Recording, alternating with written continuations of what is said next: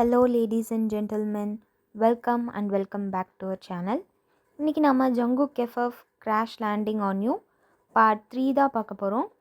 Last part எதில் முடிச்சிருப்போம்னா, மிஞ்சியை சியோலுக்கே அனுப்பணும் அப்படின்னு சொல்லி ஜங்குக் ஒரு ஷிப்பை ஏற்பாடு பண்ணியிருப்பான், அங்கே பார்டரில் கொண்டு போய் இறக்கி விடுற மாதிரி.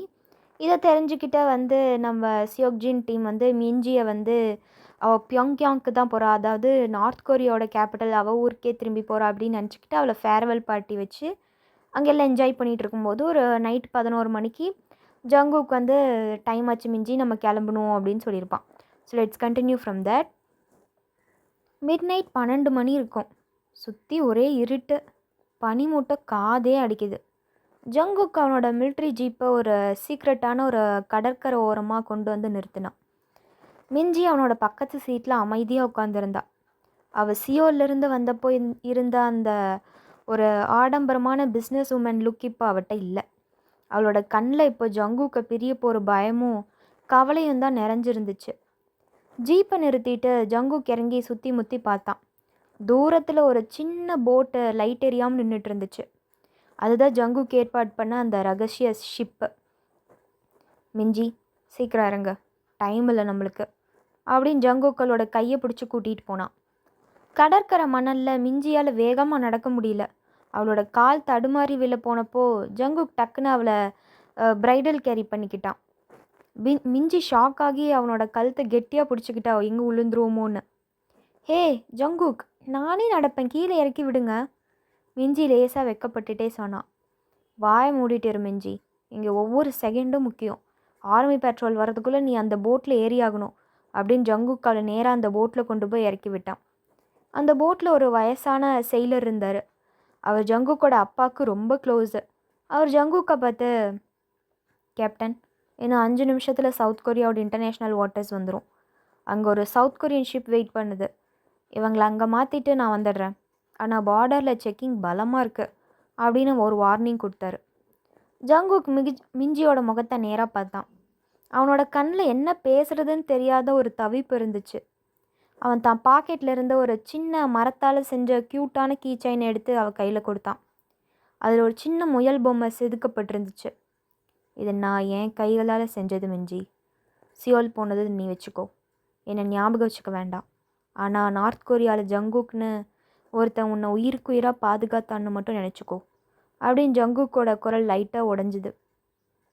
மிஞ்சியால் அழுகையை கட்டுப்படுத்த முடியல.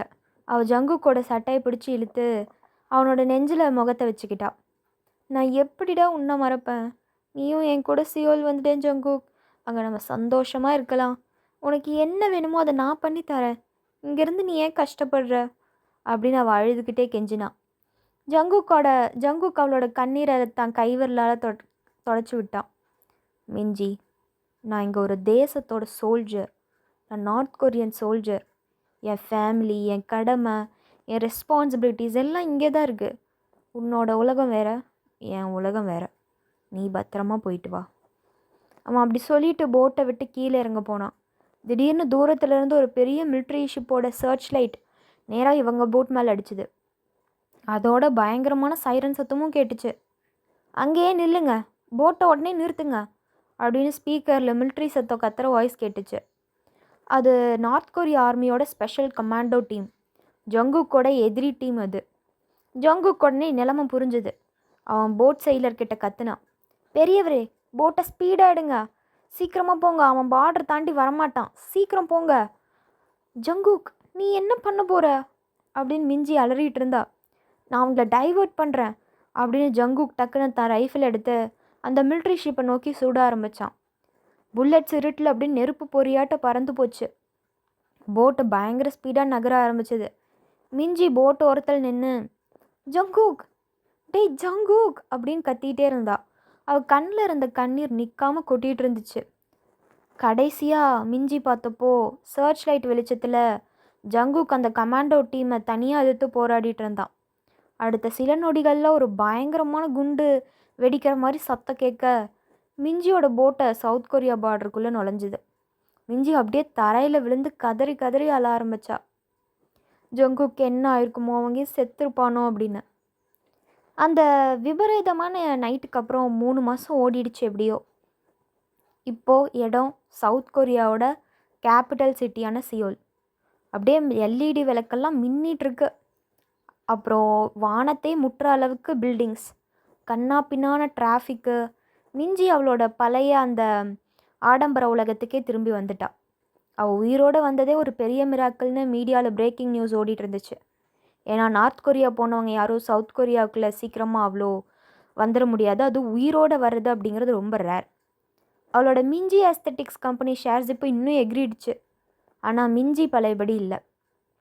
அவளோட அந்த பிரம்மாண்டமான பென்ட் ஹவுஸ் ஆஃபீஸில் பெரிய கிளாஸ் விண்டோ வழியாக சியோல் சிட்டியை பார்த்துட்டே அவன் நின்று கையில் ஜங்குக் செஞ்சு கொடுத்த அந்த மரம் முயல் பொம்மை வச்சுட்டு பார்த்துட்டே இருந்தா அந்த கீ செயினையே. அவளோட அந்த பளபளப்பான மேக்கப்புக்கு பின்னாடி ஒரு ஏக்கம் மறைஞ்சிருந்தது.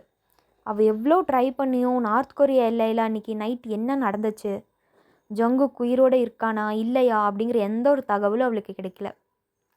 மேம், இன்றைக்கி night international business forum party இருக்குது.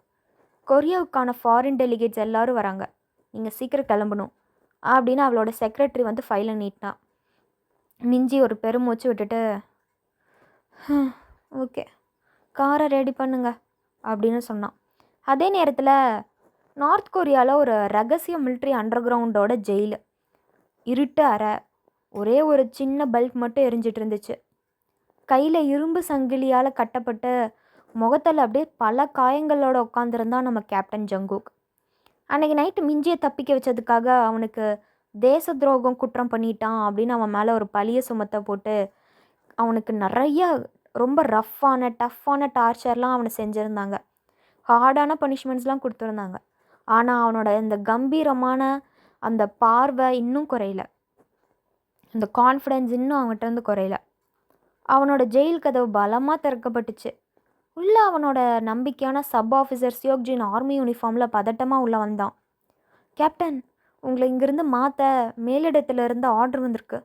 ஆனால் இது நார்மலான ட்ரான்ஸ்ஃபர் இல்லை. உங்களை வழியிலேயே என்கவுண்டர் பண்ண பிளான் பண்ணியிருக்காங்க.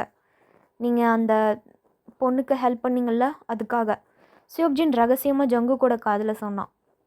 ஜங்குக் லேசாக சிரித்தான். அவனோட உதட்டில் இருந்த காயம் வலிச்சுது. எனக்கு தெரியும் சியோக்ஜின், மிஞ்சி பத்திரமா சியோல் சேர்ந்துட்டால, அதுவே எனக்கு போதும். என் உயிரை பற்றி இதுக்கு மேலே எனக்கு கவலை இல்லை. அப்படி சொல்லாதீங்க கேப்டன். சவுத் கொரியாவுக்கும் நமக்கும் நடுவில் ஒரு ரகசிய கல்ச்சர் எக்ஸ்சேஞ்ச் டெலிகேஷன் நடக்க போகுதான். நம்ம ஊர் மிலிட்ரி கமாண்டோஸ் சில பேர் சியோலுக்கு செக்யூரிட்டி கார்ட்ஸாக அனுப்ப போகிறாங்க. நான் கஷ்டப்பட்டு உங்கள் பேரை அந்த லிஸ்ட்டில் சேர்த்துட்டேன். ஆனால் அங்கேருந்து நீங்கள் தப்பிக்கணும், இல்லைன்னா மாட்டிக்குவீங்க அப்படின்னு சியோக்ஜின் ஒரு ரகசிய பாஸ்போர்ட்டும் அப்புறம் ட்ரெஸ்ஸும் ஜங்குக் கையில் கொடுத்தான். ஜங்குக்கோட கண்ணில் ஒரு சின்னதாக பிரகாசம் வந்துட்டு போச்சு. சியோலா, மிஞ்சி இருக்கிற அதே சிட்டியா அப்படின்னு அவனோட இதயம் 3 மாதத்துக்கு அப்புறம் இப்போ தான் வேகமாக துடிக்க ஆரம்பிக்குது. அடுத்த 2 நாளில் சியோலோட மிகப்பெரிய 5 ஸ்டார் ஹோட்டலில் அந்த இன்டர்நேஷ்னல் பார்ட்டி பிரம்மாண்டமாக நடந்துட்டு இருந்துச்சு. பிஸ்னஸ் மேக்னட்ஸ் அப்புறம் பொலிட்டீஷியன்ஸ் அப்படின்னு எல்லோரும் கோட் சூட்டில் வலம் வந்துட்டு இருந்தாங்க. மிஞ்சி ஒரு அட்டகாசமான பிளாக் சில்க் கவுன் போட்டுட்டு கையில் ஒயின் கிளாஸோட யார்கிட்டயோ பேசிகிட்டு இருந்தா. ஆனால் அவளோட கவனம் ஃபுல்லாக சுற்றி இருந்த கூட்டத்து மேலே தான் இருந்துச்சு. திடீர்னு ஹோட்டலோட மெயின் என்ட்ரன்ஸ் வழியாக விஐபி செக்யூரிட்டி கார்ட்ஸ் அப்படின்ற லேபிளோட கருகருன்னு பிளாக் சூட்டு அப்புறம் கூலிங் கிளாஸு எல்லாம் போட்டு 4-5 பேர் கம்பீரமாக உள்ள வந்தாங்க. அவங்களில் ஒருத்தன் ப்ராடான ஷோல்டர்ஸ், ஷார்ப்பான ஜா, கோட் சூட்லேயும் அமுக்க முடியாத அளவுக்கு மஸ்குலர் பாடி, கூலிங் கிளாஸை கழட்டிட்டு சுற்றி முற்றி பார்த்தான். அது வேறு யாரும் இல்லை, நம்ம ஜங்குக் தான். சியோல் மண்ணில் அடி எடுத்து வச்சிட்டான். மிஞ்சி கோயின்சிடெண்ட்டாக என்ட்ரன்ஸ் பக்கமாக திரும்பினான். கூட்ட நெரிசலுக்கு நடுவில் அந்த பிரம்மாண்டமான லைட்டிங் வெளிச்சத்தில் ஜங்குக்கோட முகம் அவளுக்கு நல்லா தெரிஞ்சுது. அவள் கையில் இருந்த ஒயின் கிளாஸ் நழுவி தரையில் விழுந்து டபார்னு உடஞ்சிது. சுற்றி இருந்தவங்க எல்லாம் ஷாக் ஆகி அவளை பார்க்க மிஞ்சி எதை பற்றியும் கவலைப்படாமல் தான் ஹை ஹீல்ஸ்லேயும் நடக்க முடியாமல் எப்படியோ நடந்து அந்த கூட்டத்தை முட்டி மோதிட்டு ஜங்குக்கை நோக்கி ஓட ஆரம்பித்தா. அவள் கண்ணில் இருந்த கண்ணீர் அப்படியே அருவியாக கொட்டுச்சு. ஜங்குக்கும் அவளை பார்த்துட்டான். 3 மாதம் கழித்து இப்போ தான் அவங்க 2 பேரும் பார்க்குற ஏக்கம் அந்த கண்ணில் நல்லாவே தெரிஞ்சுது. அவகிட்ட வர அடி எடுத்து வச்சப்போ திடீர்னு ஹோட்டலோட சீக்ரெட் மூலையிலேருந்து துப்பாக்கி வச்சுக்கிட்டு 2 பேர் ஜங்குக்கை லாக் பண்ண ரெடியானாங்க. அவங்க வடகொரியாவிலேருந்து ஜங்குக்கே பின்தொடர்ந்து ஜங்குக்கை கொலை பண்ண வந்த ரகசிய கொலையாளிகள் தான் அவங்க. ஓகே லேடீஸ் அண்ட் ஜென்டில்மென், இந்த பார்ட் இத்துடன் முடிவடைகிறது. உங்களை நான் நெக்ஸ்ட் பார்ட்டில் மீட் பண்ணுறேன். Till then take care, stay safe, by.